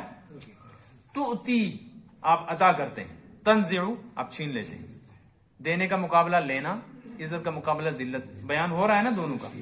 تو بظاہر یہاں ہونا چاہیے تھا بیدک الخیر والشر، خیر اور شر بھی، لیکن صرف خیر کا ذکر کیا، شر کا نہیں کیا۔ اس کا یہ مطلب نہیں ہے کہ اللہ کے ہاتھ میں خیر ہے اور شر اللہ کے ہاتھ میں نہیں ہے، یعنی نقصان اللہ کے ہاتھ میں نہیں ہے اور خیر اللہ کے ہاتھ میں۔ بات سمجھ میں آ رہی نا؟ یہی نظریہ جن لوگوں قرآن پاک سے ہی ہر گمراہ فرقہ لیتا ہے دلیل۔ ایک گمراہ فرقہ رہا ہے، وہ کہتا ہے اللہ خالق خیر ہے، خیر تو اللہ نے پیدا کی، خالق شر نہیں۔ اللہ تعالیٰ شر کون پیدا کرے گا؟ کہتے چوری، بدکاری، بے حیائی، ظلم، قتل جو دنیا میں ہو رہا ہے یہ اللہ نے پیدا نہیں کیا ہے، اس کا خالق کون ہے؟ کہتے اس کا خالق انسان ہے، یہ خود کرتا ہے، اسی لیے اس کو سزا ملتی۔ بات سمجھ میں آئی نا؟ خالق خیر کو وہ کہتے ہیں یزداں، یزداں مانے جو اچھائیوں کا پیدا کرنے والا ہے، اور خالق شر کو وہ کہتے ہیں احرمن، شر کا پیدا کرنے والا۔ وہ بھی دلیل میں یہ پیش کر دیں، کہتے دیکھو قرآن کہتا ہے بیدک الخیر، اللہ کے ہاتھ میں کیا ہے؟ اب اس کا جواب دینا ہے نا کہ یہ کیوں اللہ نے فرمایا، شر کا ذکر کیوں نہیں کیا؟ اس میں ایک لطیف اشارہ ہے کہ اللہ ہی کے ہاتھ میں تمام امور، چاہے وہ خیر کے ہوں چاہے شر کے ہوں، لیکن یہ بات یاد رکھو کہ اللہ جو کرتا ہے وہ خیر ہی کرتا ہے، وہ شر نہیں۔ اب جو چیزیں شر کی ہیں، جو چیزیں شر کی ہیں، وہ شر کی چیزیں انسان کے اختیار کی وجہ سے اپنا اثر ظاہر کرتی ہیں، اگرچہ حقیقت میں ان کے اندر نفع بھی ہے نقصان بھی۔ ان کا شر جب ظاہر ہوتا ہے سبب کون بنتا ہے؟ انسان۔ مثال کے طور پہ ایک آدمی نے بندوق بنائی کسی کمپنی، بندوق کے اندر نقصان پہنچانے کی طاقت ہے نا، لیکن اس کو لائسنس ملتی ہے اس کمپنی کو، کیا بناؤ؟ اب یہ جو خریدتا ہے بندوق اس کو بھی کیا ملتی ہے؟ پھر یہ اٹھا کر گولی چلاتا ہے اور ایک آدمی مارا جاتا ہے، اس کو کہاں لے جاتے ہیں؟ تو جب بندوق بنانے پر کوئی سزا نہیں، خریدنے اور بیچنے پر کوئی سزا نہیں، لائسنسیں مل رہی ہیں، تو اب اس نے بندوق کا استعمال کیا، اس کو کیوں سزا ملی؟ اصل میں اس کو صحیح طریقے سے بھی استعمال کر سکتے تھے، غلط طریقے پہ، انہوں نے صحیح استعمال کرنے کی اجازت دی تھی، اس نے غلط طریقے پہ استعمال کیا، اس سے سزا ملی۔ بات سمجھ میں آ رہی ہے نا؟ چھری، چاقو، تلوار بہت سارے کاموں میں آتی ہے، کوئی اٹھا کر اس سے کسی کو قتل کر دے، تو مجرم یہ ہوگا جس کمپنی نے یہ چھری، چاقو، تلوار، بندوق بنائی ہے، اس کے خلاف کوئی عدالت میں کیس ظاہر نہیں کیا۔ تو خیر اور شر جو ہے نا، اس میں خیر جب بھی ظاہر ہوتی ہے انسان کا عمل دخل نہیں ہوتا، یہ اللہ خود کرتا ہے، اور شر جب ظاہر ہوتا ہے عمل دخل کس کا ہوتا ہے؟ انسان کا۔ ایک تو جواب یہ ہے کہ اس سے امید کس چیز کی ہے؟ یقین بھلائی کا۔ دوسرا جواب یہ ہے کہ نہیں، اللہ نے خیر بھی پیدا کیا، شر بھی، اور اللہ ہی کے ہاتھ میں ہے خیر بھی اور شر بھی، لیکن جس کو ہم شر کہتے ہیں وہ ہمارے سوچنے کے اعتبار سے شر ہے، انجام کے اعتبار سے شر نہیں ہے۔ ہر وہ چیز جو ہمارے لیے بظاہر نقصان دہ ہے دنیاوی اعتبار سے، انجام کے اعتبار سے اس میں خیر ہے۔ ایک آدمی بیمار ہو گیا، تکلیف ہوئی کہ نہیں ہوئی؟ اس تکلیف میں کتنے لوگوں کی ہمدردیاں اس کو مل گئی، کتنے دنوں کا موقع مل گیا اس کو اللہ کو یاد کرنے کا، اور آخرت میں کتنے درجات بلند ہو گئے۔ تو انجام میں کیا ملا؟ خیر۔ ایک آدمی کا پیر پھسل گیا، گر گیا، مر گیا، گاڑی سے ایکسیڈنٹ ہو گیا، اس حادثے کا شکار ہو گیا، کسی نے اس کو مار دیا، تو یہ جو چیزیں ہیں اسباب کے درجے میں شر ہے نا، لیکن آخرت میں کیا ملا؟ تو انجام کے اعتبار سے، انجام کے اعتبار سے کفر میں بھی خیر ہے، کفر میں خیر ہے ایمان والوں کے لیے۔ اگر کفر نہ ہوتا تو ایمان والوں کو جنت کیسے ملتی؟ بات سمجھ میں آئی نا؟ ہاں، یہ مطلب ہے بیدک الخیر، انجام کے اعتبار سے ہر شر بھی خیر ہی ہے۔ اب جن کو شر کا برا اثر پہنچتا ہے وہ استعمال کی وجہ سے پہنچتا ہے۔ کافر اگر کفر نہ کرتا تو پھر جنت میں چلا جاتا، لیکن جنت میں جانے کے لیے ایمان ضروری تھا، تو ایمان کو پہچانتے کیسے جب تک کفر پیدا نہ ہوتا؟ عدل و انصاف سمجھ کیسے آتا جب تک ظلم نہ ہوتا؟ روشنی کا کیسے پتہ چلتا جب تک اندھیرا نہ ہوتا؟ انجام کے اعتبار سے ہی۔ انک علی کل شیء قدیر، بے شک آپ ہر چیز پر قدرت رکھنے والے ہیں۔ قدرت کا مطلب ہے اختیاری طاقت۔ قدرت کس کو کہتے ہیں؟ ایک ہے طاقت کا ہونا، ایک ہے پھر اختیار کا ہونا۔ جس مثال کے طور پہ ایک آدمی ہے، اس کے اندر پوری صلاحیت ہے کہ وہ ملک چلا سکتا ہے، لیکن جیتتا ہی نہیں ہے الیکشن میں، تو اختیار کہاں ملا؟ اور ایک آدمی اس کو اختیار تو مل گیا لیکن اس کو صلاحیت ہی نہیں ہے ملک چلانے کی۔ تو اللہ پاک ایسے ہیں کہ اللہ کو اختیار بھی حاصل ہے اور قدرت طاقت بھی حاصل ہے، اس لیے جب کوئی چیز مانگنی ہو تو کس سے مانگو؟ اللہ سے، کیونکہ اس کو دینے کی طاقت اللہ کے پاس ہے۔ دوسری بات یہ ہے کہ اختیار بھی اللہ ہی کے پاس، اس کو کہتے ہیں قدرت۔ تولج اللیل فی النہار، اب اللہ تبارک و تعالیٰ کی صفات بیان ہو رہی ہیں۔ اے پروردگار، آپ داخل کرتے ہیں رات کو دن میں۔ ولوج کا مطلب ہے داخل ہونا، داخل کرنا۔ علاج کا مطلب داخل کرنا۔ تولج اللیل، رات کو آپ داخل کر دیتے ہیں فی النہار، دن میں۔ وتولج النہار فی اللیل، اور دن کو داخل کرتے ہیں رات میں۔ یہ ایک انقلاب ہے، حالت کا انقلاب، کہ رات آئی اندھیرا چھا گیا، صبح ہوئی تو روشنی پھیل گئی۔ تو یہ اندھیرا لانا اور پھر اس بڑھتے ہوئے اندھیرے کے اندر سے روشنی نکال دینا، یہ اختیار کس کے پاس ہے؟ پوری کائنات مل کر بھی ایسا نہیں کر سکتے۔ اور پھر دن چڑھا ہوا ہو، روشنی ہو، اور ایک دم سورج ڈوب جائے، اندھیرا چھا جائے، یہ کوئی نہیں کر سکتا۔ کون کرے گا؟ بس اسی طرح مشرکین کو سمجھنا چاہیے کہ آج ان کے ہاں چمک دمک بہت ہے، ان قریب ان کی یہ چمک دمک اندھیرے میں چلی جائے گی، اور ایمان والے آج اپنی کمزوری کے اندھیرے میں نظر آ رہے ہیں، ان قریب ان کی صبح طلوع ہو جائے گی۔ یہ مطلب وَتُخْرِجُ الْمَيِّتَ مِنَ الْحَيِّ وَتُخْرِجُ الْحَيَّ مِنَ الْمَيِّتِ وَتُخْرِجُ الْمَيِّتَ مِنَ الْحَيِّ، اور آپ کے پاس یہ طاقت ہے کہ آپ زندہ کو مردے سے نکال دیتے ہیں، مردے کو زندے سے نکال دیں۔ زندے کو مردے سے نکالنا، مردے کو زندے سے نکالنا، اس کی بہت ساری تفسیریں کی گئیں۔ ایک تفسیر یہ ہے کہ مرغی زندہ ہے، اس سے انڈا نکالتے ہیں، وہ بے جان مردہ ہے، بے جان ہے، اس میں جان، اور مردے سے زندہ کو نکالتے ہیں کہ انڈا بے جان ہے، اس میں سے زندہ چوزا نکال لیتے ہیں۔ ایک مطلب یہ مطلب۔ دوسرا مطلب یہ ہے کہ زمین سوکھی ہوتی ہے، بنجر ہوتی ہے، اس زمین کے اوپر بارش برسا دیتے ہیں، اس سے فصل پیدا ہو جاتی ہے، زندہ ہو جاتی ہے۔ اور بعض مرتبہ فصل دینے والی زمین اور باغ پر ایسے حالات آتے ہیں، ایسی آندھی، ایسے طوفان، ایسے سیلاب آتے ہیں کہ یہ بنجر ہو کر رہ جاتی ہے، پھر مر جاتی ہے، پھر اس سے کچھ بھی پیدا۔ ایک تفسیر اس کی یہ ہے کہ اللہ تبارک و تعالیٰ ایمان والا زندہ ہے اور کافر مردہ ہے، ایمان والے سے کافر کو پیدا کرتا ہے اور کافر سے ایمان والے کو پیدا کرتا ہے۔ دیکھو حضرت نوح پیغمبر ہیں، ایمان کے دائی ہیں، زندہ ہیں، اور ان کے گھر میں ان کے ہاں پیدا ہو گیا بیٹا، وہ کافر تھا، تو زندہ سے مردہ پیدا ہوا کہ نہیں؟ اور حضرت ابراہیم کے والد آزر کافر ہیں، وہ مردہ ہیں، اور مردہ سے زندہ نکال دیا حضرت ابراہیم۔ ایک تفسیر یہ ہے. ایک تفسیر یہ ہے کہ اللہ تبارک و تعالی زندہ سے مردہ کو نکالتے ہیں، یعنی عالم کے گھر میں جاہل کو پیدا کر دیتے ہیں. عالم جو ہے وہ زندہ ہے، وہاں آ رہا ہے قل هل يستوي الذين يعلمون والذين لا يعلمون. آپ کہہ دیجئے کہ عالم اور غیر عالم برابر ہیں. هل يستوي الاحياء والاموات، جیسے زندہ اور مردہ برابر نہیں. هل يستوي الظلمات والنور، جیسے اندھیرے اور روشنی برابر. تو عالم کے گھر میں پیدا کر دیتے ہیں جاہل کو، یہ ہو گیا زندہ سے نکالنا مردہ. اور جاہل کے گھر میں پیدا کر دیتے ہیں عالم کو، یہ ہو گیا مردہ سے نکالنا زندہ. یہ ساری تفصیل ہے. یعنی یہ اختیارات کس کے قبضے میں ہیں؟ اس پہ سوچیں گے آپ تو آپ کو لگے گا خوبصورت انسان، صحیح سالم عقل مند انسان کے گھر میں پاگل دیوانہ معذور بچہ پیدا ہو جاتا ہے، اور بعض مرتبہ بے وقوف آدمی کے گھر میں، مزدور کے گھر میں ایسا بچہ پیدا ہو جاتا ہے وہ ملک کا اقتدار سنبھال لیتا ہے. تو یہ ساری انقلابات جو ہے نا، یہ اللہ ہی کے اختیار میں ہیں. لہٰذا جب کوئی چیز اللہ کرنا چاہتا ہے تو پھر وہ اسباب کا محتاج نہیں ہے. وہ تنگی میں رکھ کر فراخی دیتا ہے اور عزت کا ماحول دے کر ذلیل کر دیتا ہے. وَتَرْزُقُ مَن تَشَاءُ بِغَيْرِ حساب، اور آپ جس کو چاہتے ہیں بغیر حساب کے روزی دیتے ہیں. بغیر حساب کے روزی مخلوق کے اعتبار سے، خالق کے اعتبار سے اس کے پاس تو حساب ہی حساب ہے. اللہ کے ہاں ہر چیز کل شیء عنده بمقدار، قرآن میں ہر چیز کی اس کے پاس ایک مقدار اور حد متعین ہے. لہٰذا وہ جس کو جو دیتا ہے نا، یہ کہتے ہیں اس کو بے حساب ملا ہے، ان گنت ملا ہے. یہ ان گنت اور بے حساب ہمارے اعتبار سے ہوتا ہے کہ ہمارے کیلکولیٹر اس کو گن نہیں سکتے، اور ہماری تجوریاں، ہماری الماریاں، ہمارے بینک اس کو سنبھال نہیں سکتے. اتنی پراپرٹی ہوتی ہے، ہم سوچ ہی نہیں سکتے، اندازہ نہیں لگا سکتے کتنا. کہتے اس کو بے حساب ملا.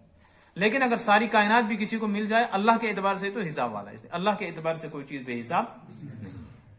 تو جب یہ مانگا جاتا ہے نا خدایا مجھے بے حساب رزق دے، تو بے حساب کا مطلب نہیں ہے اتنا دے کہ تجھے بھی پتہ نہ ہو، اس کو تو پتہ ہی پتہ ہے. تو مطلب یہ ہے اللہ تعالیٰ جانتا ہے کس کو کتنا دینا ہے، وہ اپنے اس علم کے مطابق عطا فرماتا ہے. جانتا ہے کس سے کیا لینا ہے، اپنے علم کے مطابق لیتا ہے. لہٰذا اسی پر بھروسہ کرنا چاہیے، اسی سے مانگنا چاہیے، اسی کی بات ماننی چاہیے، اسی پر سب کچھ ملنے والا ہے. الم تر الی الذین، اسی صفحے کا ترجمہ دیکھ لیں. الم تر الی الذین اوتوا نصیبا من الکتاب، کیا آپ کو خبر نہیں ان لوگوں کی جن کو کتاب کا ایک بڑا حصہ دیا گیا. بڑا حصے سے مراد ہے تورات، بڑی کتاب دی گئی. یدعون الی کتاب اللہ، ان کو بلایا جاتا ہے اللہ کی کتاب کی طرف. واقعہ سمجھ میں ہے نا ذہن میں کہ لاؤ جی تورات فیصلہ کرے گی. لیحکم بینہم، تاکہ وہ ان کے درمیان محاکمہ فیصلہ کرے کہ حق کیا ہے غلط کیا. ثم یتولی فریق منہم، پھر ایک جماعت اٹھ کر ان میں سے پیٹ پھیرتی ہے. وہم معرضون، اور یہ منہ چھپا کر بھاگنے والے لوگ، اعراض کرنے والے، انکار کرنے والے. ذالک، یہ حرکتیں اس وجہ سے ہیں. قالوا لن تمسنا النار، وہ کہتے ہیں ہمیں آگ چھوئے گی بھی نہیں. الا ایام معدودات، ہاں اگر چھوئے گی تو کچھ دن کا معاملہ ہے. وغرہم فی دینہم ما کانوا یفترون، ان کے دین میں ان کو دھوکہ ڈال دیا ان کی من گھڑت باتوں نے. ایسے ہی مسلمانوں کا آج حال ہے کہ من گھڑت عقائد اور غلط نظریات ایمان کی شکل میں ان کے سامنے پیش کیے گئے ہیں، اسی کو تھام کر بیٹھے ہوئے ہیں. اللہ ہی اپنی حفاظت میں رکھے اور ہدایت دے. بہت سارے لوگ ان غلط عقائد پر جی رہے ہیں، انہی پر موت آتی ہے. قیامت کے دن ان کا کیا حال ہوگا قرآن کی اس آیت سے اندازہ لگایا جا سکتا ہے. اب اگر کسی کو صحیح عقیدہ مل گیا ہے نا تو اللہ کا شکر کرو. بہت سارے لوگ ہماری معلومات میں جو اپنی ساری زندگی کی قربانیاں دے کر دنیا سے گئے اور ساری زندگی کا گھر بار کا انہوں نے سرمایہ لگا دیا. میری معلومات میں، ہمارے سننے میں وہ لوگ آئے ہیں جنہوں نے اپنی اولاد کے لیے کچھ بھی نہیں چھوڑا، اپنی بڑی پراپرٹیاں سب کے سب کسی تنظیم پر، کسی تحریک پر لگا دی. مر گئے، قربانیاں دی انہوں نے، راتوں کو جاگے، لمبے لمبے سفر کیے، لیکن غلط نظریات تھے ان کے، غلط عقائد تھے. مر گئے، راہ راست ان کو نہیں ملی. ہم نے کچھ بھی نہیں کیا اور اللہ نے ہمیں ہدایت دی، صحیح عقیدہ دیا، قرآن کا صحیح نظریہ ہمارے سامنے آیا. اس پر اللہ کا شکر کرنا چاہیے. کبھی کبھی بیٹھ کر تھوڑی دیر کے لیے الحمدللہ رب العالمین پڑھتے رہنا چاہیے. یہ بڑی تعریف ہے اللہ کی. بعض علماء فرماتے ہیں اگر کوئی آدمی یہ قسم کھا لے کہ میں اللہ کی سب سے بڑی تعریف کروں گا، تو سب سے بڑی تعریف یہی ہے جو اللہ نے خود کی ہے، الحمدللہ. کبھی تنہائی میں بیٹھ کر شکر کرنا چاہیے. شکر کریں گے تو ایمان بچا رہے گا. فکیف اذا جمعناہ، تو کیا صورتحال ہوگی اس وقت جب ہم ان کو جمع کریں گے. لیوم لا ریب فیہ، اس دن ہوگا جس کے آنے میں کوئی شک نہیں. ووفیت کل نفس ما کسبت، اور ہر کسی کو اس کے عمل کا پورا پورا بدلہ ملے گا. وہم لا یظلمون، اور کمی زیادتی نہیں ہوگی. قل اللہم، اے نبی کہہ دیجئے کہ اے رب، اے اللہ، مالک الملک، تو ہی ہے حکومتوں کا اصلی بادشاہ، تؤتی الملک من تشاء، جسے چاہتا ہے حکومت دے دیتا ہے، تنزع الملک ممن تشاء، اور جب چاہتا ہے ان سے حکومت چھین لیتا ہے، تعز من تشاء، جس کو چاہتا ہے عزت دے دیتا ہے، وتذل من تشاء، اور جسے چاہتا ہے ذلیل کر دیتا ہے، بیدک الخیر، اچھائیوں اور ہر کام کا بھلا انجام تیرے ہی قبضے میں ہے، انک علی کل شیء قدیر۔ یہاں بید، ید کا مطلب ہاتھ ہے، لیکن یہاں ہاتھ نہیں کریں گے، یہاں کریں گے ترجمہ قبضہ۔ انک علی کل شیء قدیر، بے شک آپ ہر چیز پر قدرت رکھنے والے، ہر چیز پر، اب کوئی چیز خالی نہیں۔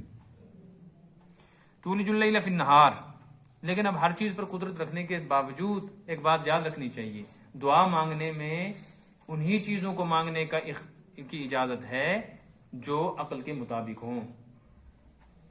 اللہ کے لیے کوئی چیز محال نہیں ہے، مگر جو مخلوق کے لیے محال ہو وہ نہیں محال۔ ساری زندگی مانگتے رہو خدایا یہ میرا مکان جو ہے اس کو تو سونے کا بنا دے، تو اللہ تو بنا سکتا ہے، لیکن یہ دعا رائے گاں جائے گی، یہ بے وقوفی کی دعا ہے۔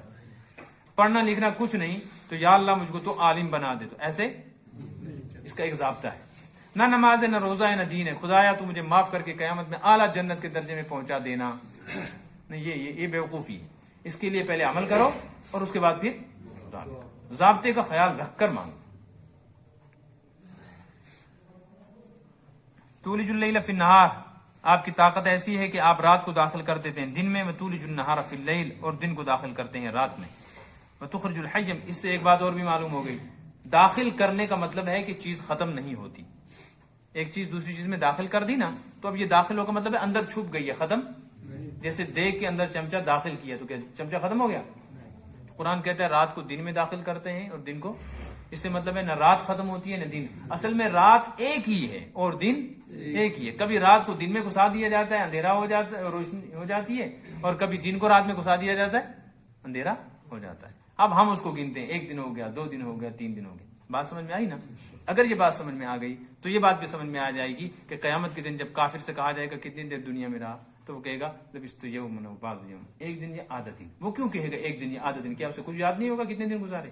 اس کو پتہ چلے گا کہ اصل میں تھا ہی ایک دن، وہ کبھی ٹارچ جلتی تھی کبھی بجھتی تھی، تو میں سمجھتا تھا کئی ٹارچیں ہیں، کئی ٹارچیں نہیں تھی، وہ ایک ہی ٹارچ تھی، وہ کبھی کھلتی تھی کبھی، تو یہ ایک ہی دن ہے کائنات کا، شروع سے آخر تک اور آخر سے شروع تک۔ اب مسئلہ یہ ہے کہ قرآن میں تو آیا ہے 6 ایام، 6 دنوں میں بنایا اللہ نے زمین و آسمان، تو اس کا مطلب یہ ہے کہ 6 دنوں کی جو مقدار ہے، 6 دنوں کا جتنا ٹائم ہے، اتنی دیر میں اللہ نے اس کو بنایا، اگرچہ وہ بہت جلدی بنا سکتا تھا، لیکن اس لیے تاکہ کام آہستہ آہستہ بندے کریں، جلد بازی نہ کریں، اور ایک دن کا وقفہ رکھا تاکہ بندے آرام بھی کریں۔ تخرج الحی من المیت، آپ زندہ کو نکالتے ہیں مردہ سے، وتخرج المیت من الحی، اور مردہ کو نکالتے ہیں زندہ سے، وترزق من تشاء بغیر حساب، جس چاہتے ہیں بغیر حساب کے بے حساب روزی دیتے ہیں۔ صدق اللہ۔ اللهم تقبل منا انك انت السميع العليم وتب علينا انك انت التواب الرحيم برحمتك يا ارحم الراحمين۔